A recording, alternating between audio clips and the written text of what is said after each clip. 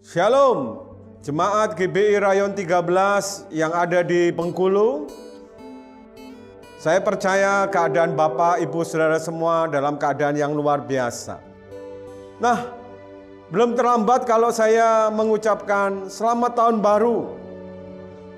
Selamat tahun baru, selamat memasuki tahun 2022, tahun paradigma yang baru. Saya percaya di tahun yang baru ini, tahun 2022 ini, Tuhan akan banyak berurusan dengan yang namanya paradigma kita, pola pikir kita. Tuhan akan membaharui, menselaraskan pikiran kita dengan pikiran Dia. Nah, mari Bapak Ibu Saudara yang dikasihi Tuhan, hari ini saya mau bagikan sharing saya mengenai persembahan buah sulung. Mari sebelum kita masuk dalam pemberitaan firman, mari kita tundukkan kepala, kita berdoa. Kami bersyukur untuk tahun yang baru, tahun paradigma yang baru. Tuhan, Kau sedang membaharui pikiran kami supaya diselaraskan dengan pikiran-Mu. Biar hari ini Tuhan, Engkau berkenan untuk membukakan rahasia kebenaran-Mu mengenai persembahan buah sulung. Urapi kami semua yang mendengarkan, yang mengikuti streaming dan online ini, supaya kami dapat menangkap dan mengerti isi hati-Mu. Urapi hamba-Mu yang tidak ada apa-apanya, pakai hamba untuk boleh jadi saluran berkat. Kami siap diberkati dengan firman-Mu, dalam nama Yesus. Mari yang siap sama-sama katakan, amin. Mari katakan, ku mau selalu bersyukur, selalu bersyukur. Kau Tuhan yang setia, yang selalu menopang. Ku mau selalu bersyukur, selalu bersyukur. Kau Bapa-Ku yang setia. Ku mau selalu bersyukur, selalu bersyukur. Kau Tuhan yang setia, yang selalu menopang. Ku mau selalu bersyukur, selalu bersyukur. Kau Bapa-Ku yang setia. Nah, Bapak Ibu saudara dikasihi Tuhan, mari kita akan buka Amsal 3 ayat 9 sampai 10. Kita akan belajar mengerti paradigma persembahan buah sulung. Paradigma persembahan buah sulung. Mari kita baca sama-sama ayat ini, Bapak Ibu saudara yang ada di rumah. Mari lihat di layar saudara, kita baca sama-sama ayat ini. Demikianlah firman Tuhan, muliakanlah Tuhan dengan hartamu dan dengan hasil pertama dari segala penghasilanmu. Maka lumbung-lumbungmu akan diisi penuh sampai melimpah-limpah, dan bejana pemerahanmu akan meluap dengan air buah anggurnya. Nah, saudara yang dikasihi Tuhan, ayat 9 dengan jelas sekali firman Tuhan berkata, muliakanlah Tuhan dengan hartamu dan dengan hasil pertama dari segala penghasilanmu. Nah, saudara, saya perlu sampaikan bahwa latar belakang dari ayat ini adalah nasihat, berupa nasihat dari seorang bapak kepada anak-anaknya.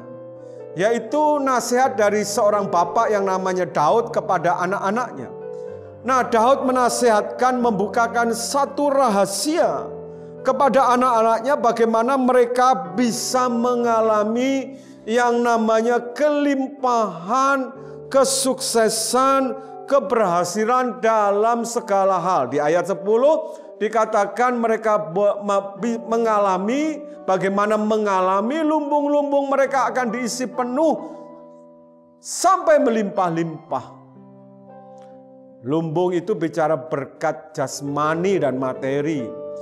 Nah, sedangkan dikatakan bejana pemerahanmu akan meluap dengan air buah anggurnya. Bejana pemerahan ini bicara tentang berkat rohani, damai sejahtera, sukacita. Nah, Daud membukakan rahasia kepada anak-anaknya, dia sebagai bapak, bagaimana supaya anak-anaknya mengalami berkat-berkat jasmani materi yang melimpah-limpah dan berkat-berkat rohani yang meluap-luap seperti air buah anggurnya. Ternyata di ayat 9 Daud menasihatkan supaya anak-anaknya memuliakan Tuhan. Nah, kata muliakanlah dalam bahasa Inggrisnya ditulis dengan kata honor, ya hormati Tuhan. Daud menasihatkan supaya anak-anaknya menghormati Tuhan dengan apa? Dengan hartanya dan dengan hasil pertama atau disebut juga persembahan buah sulung dari segala penghasilan mereka. Nah, saya percaya saudara memasuki tahun baru.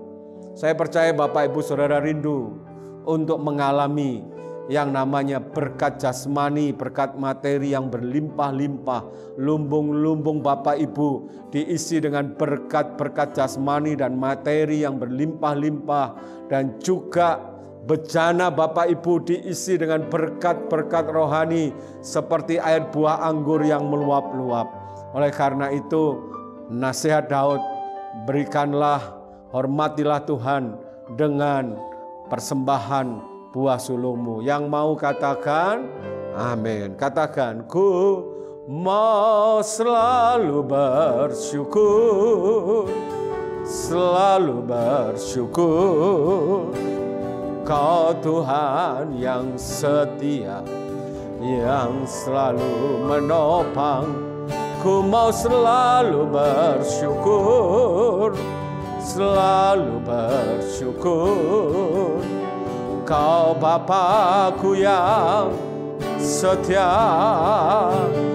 ku mau selalu bersyukur, selalu bersyukur. Kau Tuhan yang setia, yang selalu menopang. Ku mau selalu bersyukur, selalu bersyukur. Kau Bapa-Ku yang setia. Nah, Bapak Ibu sudah dikasih Tuhan, hari ini saya akan bagikan ya kepada Bapak Ibu ada dua hal yang penting yang saya bagikan mengenai paradigma persembahan buah sulung. Yang pertama saya mau bagikan tentang understanding atau pengertian daripada persembahan buah sulung itu sendiri.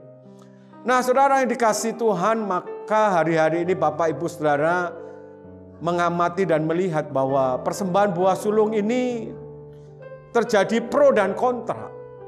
Ada yang setuju, ada yang nggak setuju, bahkan tidak sedikit yang mencela. Ya, banyak juga yang kontra. Ya. Nah, Bapak Ibu Saudara yang dikasih Tuhan, saya tidak mau memperdebatkan soal pro dan kontra. Tapi saya mau ngajak Bapak Ibu untuk kembali kepada firman. Apa yang firman Tuhan katakan mengenai persembahan buah sulung ini. Nah, selalu saya katakan kalau saya mengajak jemaat yang saya gembalakan di kota Semarang, maka saya akan selalu berkata kepada mereka begini. Setiap kali saya mengajak menabur, memberi, berkorban, saya selalu berkata begini. Jangan memberi terlebih dahulu kalau engkau nggak mengerti. Jadi mesti punya pengertian yang benar dulu, baru kita bisa memberi dengan benar. Nah, hari ini bagian pertama, saya mau mengajak Bapak Ibu untuk mengerti, mempunyai understanding mengenai buah sulung itu. Mari kita lihat Bilangan pasal 3 ayat 12 sampai 13. Sejarah mengenai buah sulung ini seperti apa? Nah, mari kita baca Bilangan pasal 3 ayat 12 sampai 13. Mari baca sama-sama 2-3. Sesungguhnya aku mengambil orang Lewi dari antara orang Israel, ganti semua anak sulung mereka yang terdahulu lahir dari kandungan, supaya orang Lewi menjadi kepunyaanku. Ayat 13, sebab akulah yang punya semua anak sulung.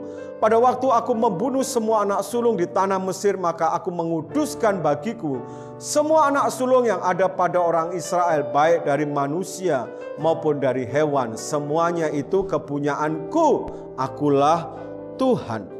Nah, Bapak Ibu saudara dikasih Tuhan, ini sejarah daripada persembahan sulung itu.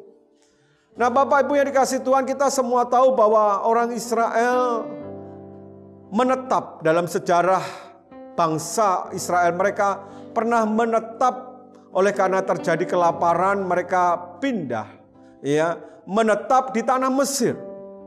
Ya, mereka menyusul Yusuf yang terlebih dahulu ada di tanah Mesir. Nah, setelah sekian ratus tahun mereka mengalami yang namanya penindasan, penganiayaan, penjajahan oleh Firaun. Maka mereka berseru kepada Tuhan.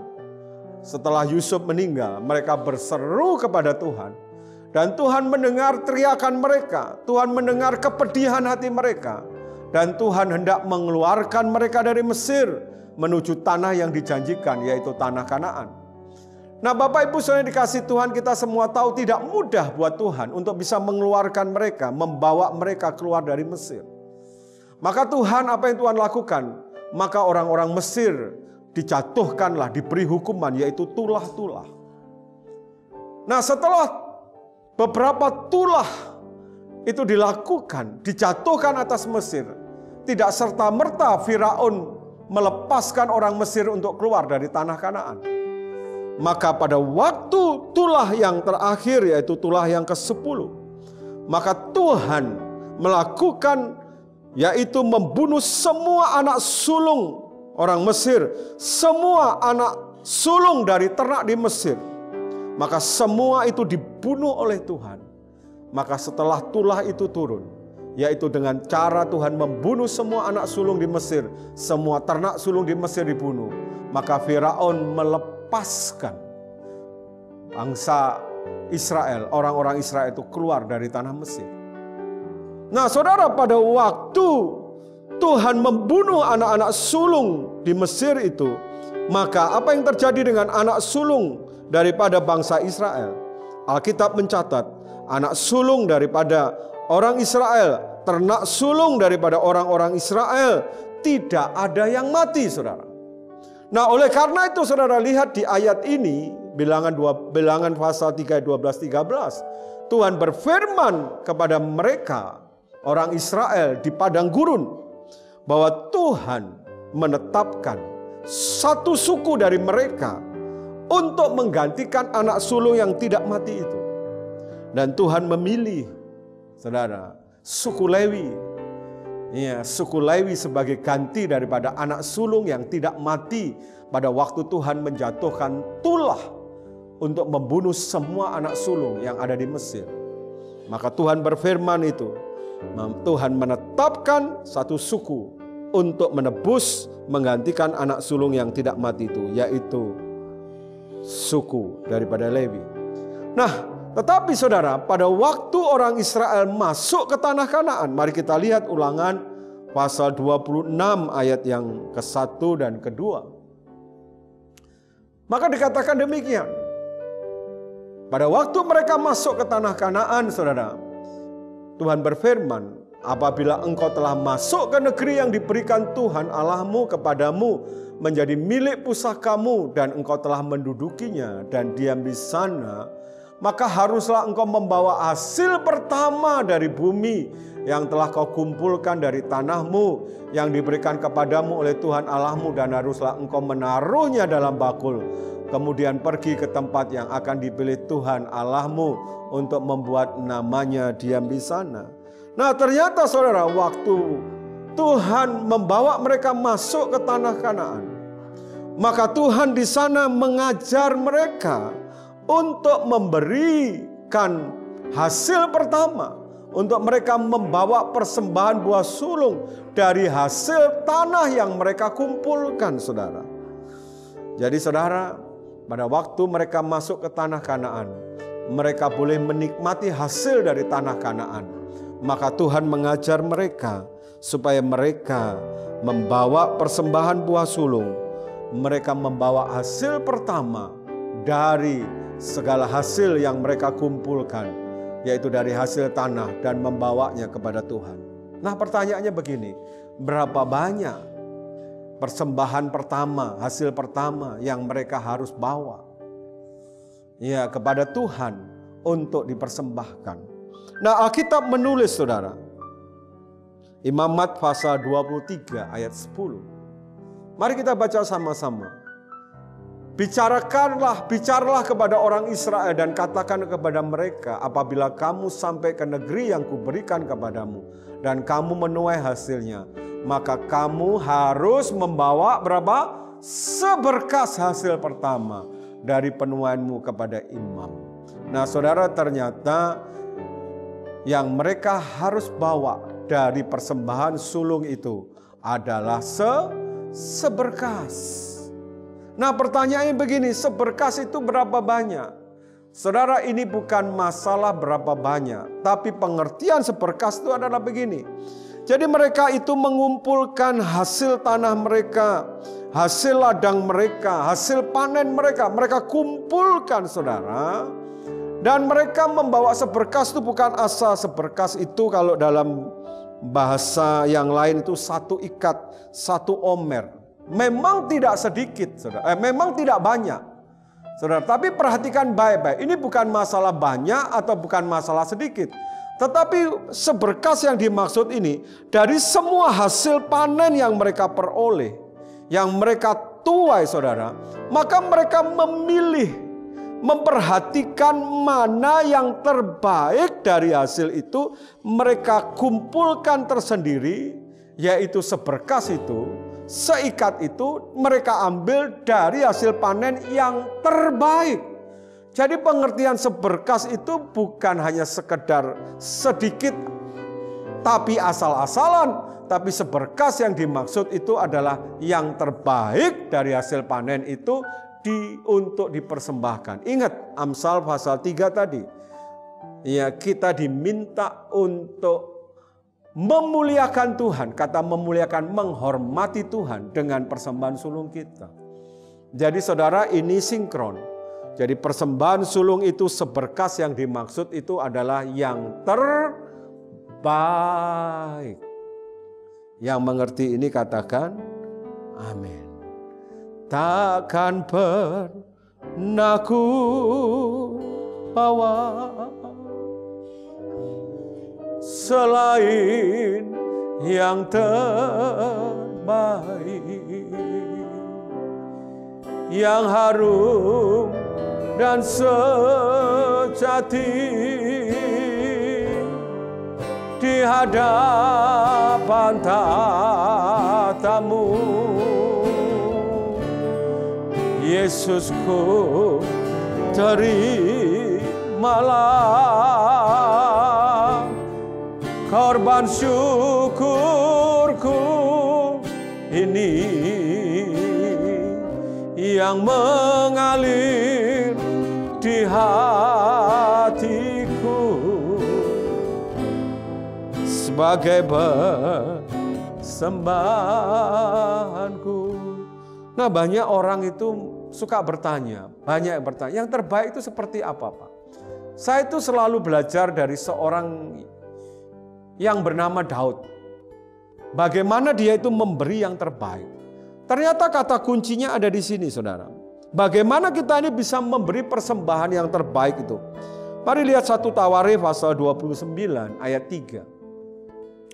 Dikatakan demikian, lagi pula oleh karena cintaku kepada rumah Allahku, maka sebagai tambahan pada segala yang telah kusediakan bagi rumah kudus, aku dengan ini memberikan kepada rumah Allahku dari emas dan perak kepunyaanku sendiri. Nah, kata kuncinya ada di sana.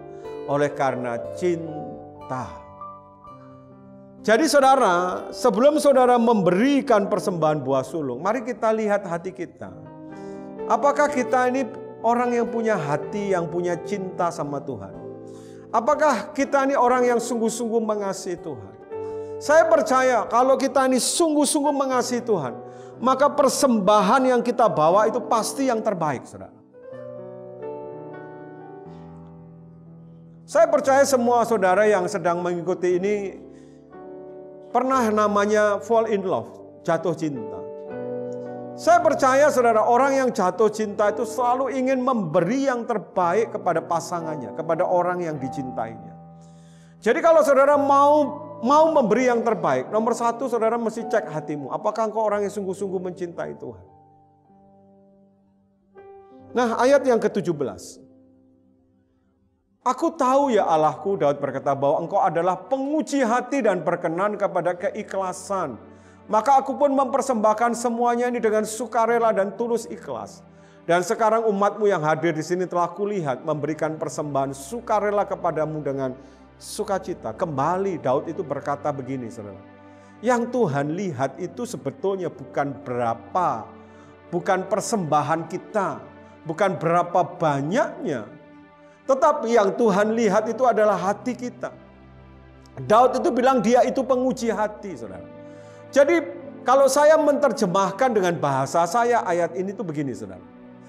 Kalau kita itu membawa persembahan kepada Tuhan, whatever persembahan apapun termasuk persembahan sulung, itu sebenarnya kita sedang memperlihatkan keadaan hati kita kepada Tuhan. Jadi kalau hati kita ini nggak benar, saudara, maka persembahan kita itu juga nggak berkenan. Oleh karena itu Daud bilang, Tuhan itu adalah Tuhan penguji hati. Jadi saudara, sebelum saudara mempersembahkan segala sesuatu kepada Tuhan, mari saudara lihat hati saudara terlebih dahulu. Apakah saudara itu ikhlas? Apakah saudara itu rela? Jangan memberi tapi ngomel di belakang. Jangan memberi tapi menggerutu gitu, saudara ya. Ada orang tuh memberi gitu ya, tapi di belakang ngomong, wah, gereja bisa-bisanya, pendeta bisa-bisanya cari duit, percuma. Nah, waktu memberi, apakah saudara bisa memberi dengan penuh sukacita? Karena sebenarnya pada waktu engkau memberi, engkau sedang memperlihatkan keadaan hatimu pada Tuhan. Dan Tuhan itu melihat bukan persembahanmu, Tuhan itu melihat hatimu. Kalau hatimu berkenan, hatimu benar, maka persembahanmu akan berkenan kepada Tuhan. Yang mengerti ini katakan, amin. Takkan pernah ku bawa selain yang terbaik, yang harum dan sejati di hadapan tatamu. Katakan, Yesusku, terimalah korban syukurku ini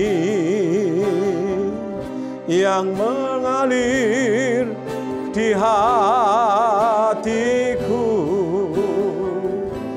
sebagai persembahanku.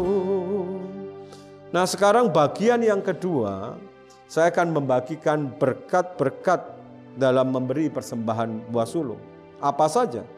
Mari kita buka yang pertama, Kejadian pasal 22 ayat 12 sampai 14. Demikianlah firman Tuhan, mari kita baca sama-sama. Lalu ia berfirman, jangan bunuh anak itu dan jangan kau apa-apakan dia, sebab telah ku ketahui sekarang bahwa engkau takut akan Allah dan engkau tidak segan-segan untuk menyerahkan anakmu yang tunggal kepadaku. Lalu Abraham menoleh dan melihat seekor domba jantan di belakangnya yang tanduknya tersangkut dalam belukar. Abraham mengambil domba itu lalu mengorbankannya sebagai korban bakaran pengganti anaknya. Dan Abraham menamai tempat itu Tuhan menyediakan, Jehovah Jireh, sebab itu sampai sekarang dikatakan orang, di atas gunung Tuhan akan disediakan. Nah, saudara, kita tahu ini cerita tentang Abraham yang diperintahkan untuk mempersembahkan Ishak, anaknya yang tunggal. Ishak itu artinya anak yang tunggal, anak yang sangat dikasihi, juga anak yang sulung, lahir pertama dari rahimnya Sarah. Nah, saudara lihat ayat 12, maka pada waktu Abraham taat membawa anaknya yang sulung itu untuk dipersembahkan di atas gunung Tuhan. Ya saudara, apa yang terjadi saudara? Maka firman Tuhan bilang, jangan bunuh anak itu dan jangan kau apa-apakan dia. Ini membukakan mata rohani saya, saudara.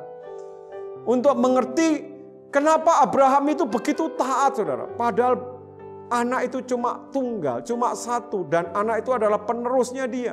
Anak yang lahir dari kandungan Sarah istrinya. Yang sangat dikasihinya. Tapi Abraham begitu taat. Itu yang namanya beriman. Abraham disebut bapak orang beriman. Padahal Alkitab menulis Abraham itu tidak punya dasar untuk berharap. Tapi dia percaya. Karena untuk mendapatkan anak ini umurnya sudah 100 tahun. Saudara, Sarah 90 tahun. Dan saudara, Abraham taat. Kenapa? Karena dia punya iman. Dia percaya bahwa Tuhan akan menyediakan korban yang akan diminta. Oleh karena itu dia taat, saudara. Waktu dia membawa persembahan Ishak yang sulung itu kepada Tuhan. Maka apa yang terjadi? Ayat yang ke-14 dikatakan Abraham menamai tempat itu Jehovah Jireh, Tuhan menyediakan. Tuhan menyediakan domba sebagai pengganti daripada Ishak itu. Saudara yang dikasihi Tuhan, ini berkat yang Tuhan berikan buat mereka yang taat memberi persembahan buah sulung. Maka dia akan mengalami yang namanya Jehovah Jireh. Tuhan menyediakan apa yang dibutuhkan. Tuhan menyediakan apa yang diperlukan. Saya mau tanya buat saudara, masuk tahun 2022, saudara punya kebutuhan apa? Mungkin ada yang butuh mobil. Coba angkat tangan yang butuh mobil. Mungkin ada yang butuh pekerjaan. Mungkin yang ada saudara yang butuh pekerjaan baru. Angkat tangan yang butuh pekerjaan baru. Oh, puji Tuhan. Mungkin ada yang butuh rumah. Nah, saya percaya banyak yang butuh rumah. Ada yang butuh bisnis baru. Angkat tangan. Dengar baik-baik. Dia Tuhan menyediakan semua yang saudara butuhkan. Mari kita belajar taat. Jehovah Jireh menjadi bagian buat mereka yang taat memberikan yang terbaik itu, yaitu yang sulung itu kepada Tuhan. Yang mengerti ini katakan amin. Ku tahu hidupku adalah penyembahan. Kau ciptakanku dalam kemuliaan-Mu. Oh, ku tahu hidupku berharga di mata-Mu. Segenap hidupku persembahan. Mari yang mau taat membawa persembahan buah sulung katakan, ku tahu hidupku adalah penyembahan. Kau ciptakanku dalam kemuliaan-Mu. Oh, ku tahu hidupku berharga di mata-Mu. Segenap hidupku persembahan. Mari kita buka yang kedua berkat yang akan diterima 1 Samuel pasal 1 Samuel pasal 1 ayat 9 sampai 11. Dikatakan demikian, mari kita baca sama-sama. Pada suatu kali setelah mereka habis makan dan minum di Silo, Berdirilah Hana sedang Imam Eli duduk di kursi dekat tiang pintu bait suci. Dan dengan hati pedih ia berdoa kepada Tuhan sambil menangis terseduh-seduh. Ayat 11, kemudian bernasarlah ia, katanya, Tuhan semesta alam, jika sungguh-sungguh engkau memperhatikan sengsara hambamu ini dan mengingat kepadaku dan tidak melupakan hambamu ini, tetapi memberikan kepada hambamu ini seorang anak laki-laki, maka aku akan memberikan dia kepadamu untuk seumur hidupnya, dan pisau cukur tidak akan menyentuh kepalanya. Nah, saudara yang dikasihi Tuhan, kita tahu cerita ini, ya. Hana itu punya suami namanya Elkana, ya.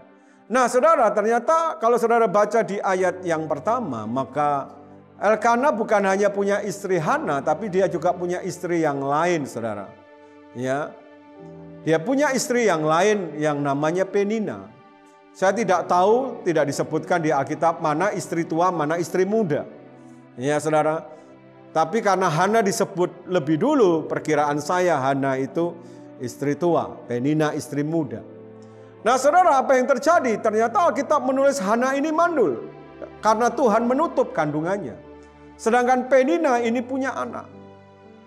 Nah, saudara, apa yang terjadi dalam kehidupan rumah tangga ini? Ternyata setiap kali Hana ketemu dengan Penina, maka Penina itu selalu membuli akan Hana, menyakiti akan Hana, mengejek Hana karena Hana ini nggak punya anak.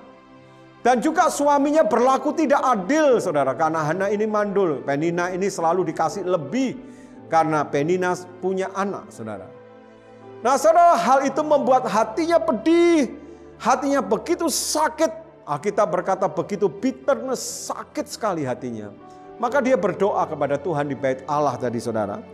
Di ayat yang ke-9, pada waktu dia berdoa dengan sangat pedih sekali. Ayat 10 ya, 9-10 dikatakan dia berdoa dengan sangat pedih hati dan menangis terseduh-seduh, saudara. Dan di ayat 11, disitulah dia bernasar, Tuhan, kalau Tuhan memberikan kepadaku seorang anak laki-laki.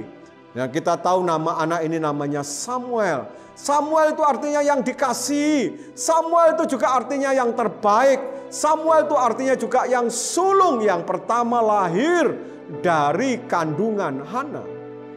Dan perhatikan baik-baik, saudara. Maka Hana berjanji bahwa kalau Tuhan memberikan Samuel anak laki-laki, maka yang sulung ini, yang terbaik ini dia akan persembahkan kepada Tuhan untuk seumur hidupnya. Dan benar, saudara, kalau saudara lanjutkan ceritanya, begitu Samuel lahir, tiba waktunya dia disapih, maka Hana membawa Samuel yang sulung itu, yang terbaik itu, untuk dipersembahkan kepada Tuhan. Dan apa yang terjadi buat Hana yang memberikan persembahan sulung itu? Maka 1 Samuel 2 ayat 21. Demikianlah firman Tuhan, dan Tuhan mengindahkan Hana sehingga dia mengandung dan melahirkan 3 anak laki-laki dan 2 anak perempuan lagi. Sementara itu makin besarlah Samuel yang muda itu di hadapan Tuhan.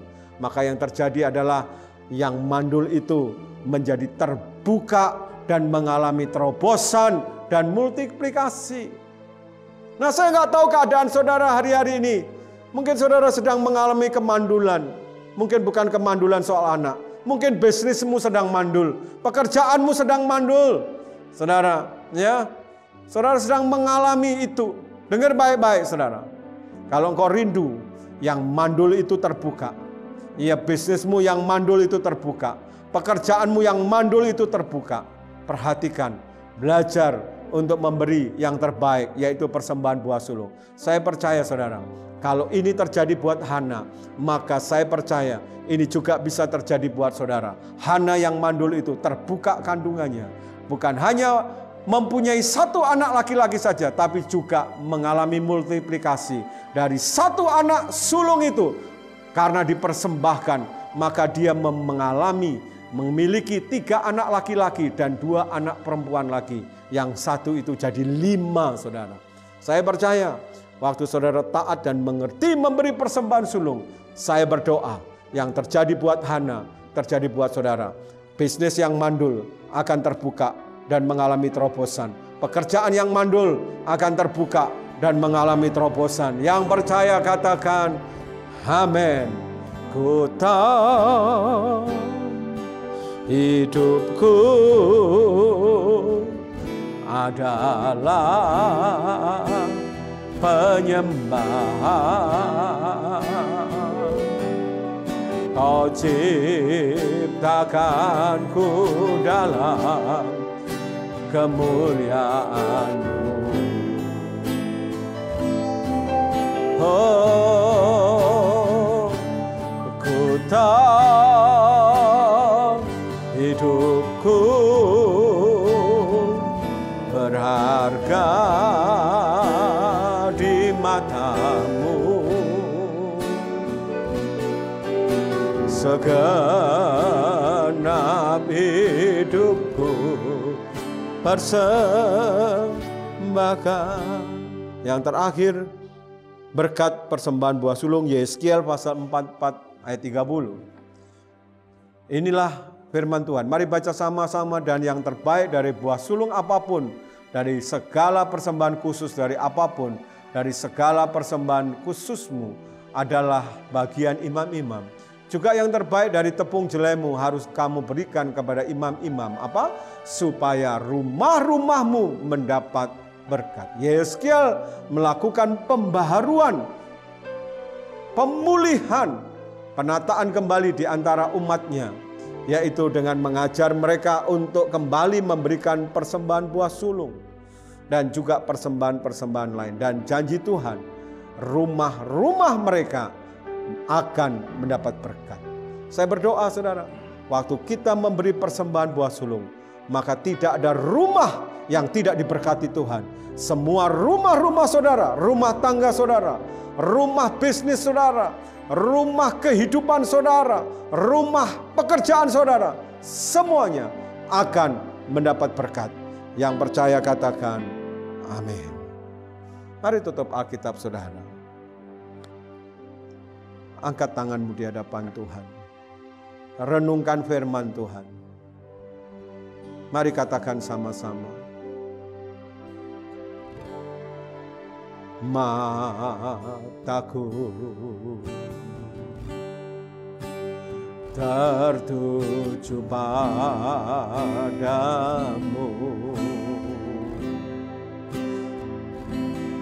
segenap hidupku ku serahkan padamu.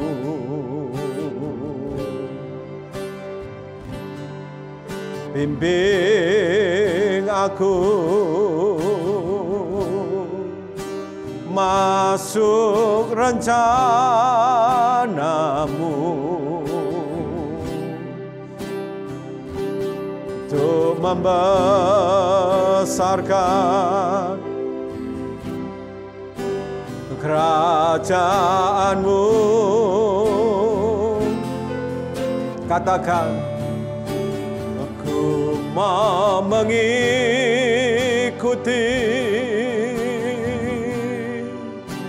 kehendak-Mu ya Bapa. Ku mau selalu menyenangkan hati-Mu.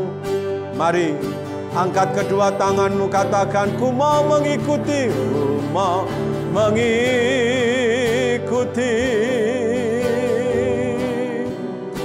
kehendak-Mu ya Bapa.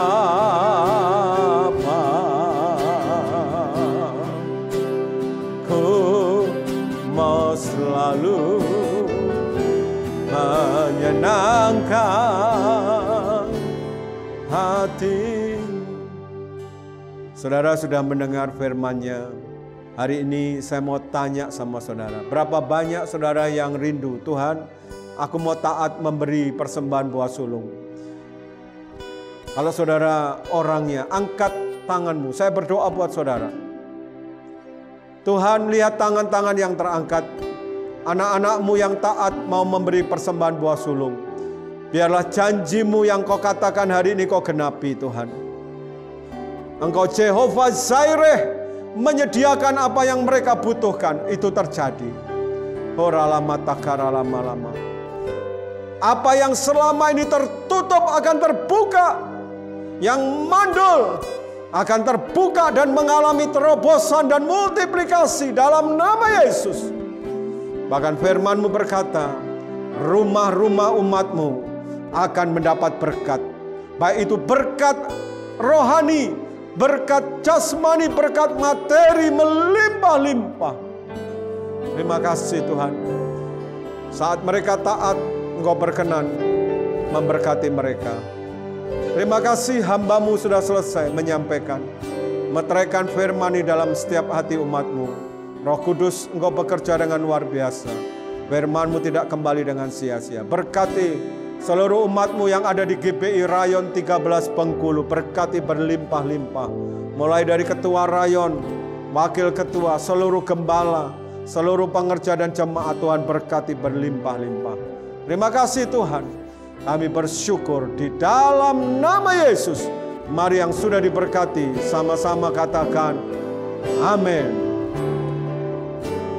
Selamat hari Minggu. Tuhan Yesus memberkati saudara semua. Amin.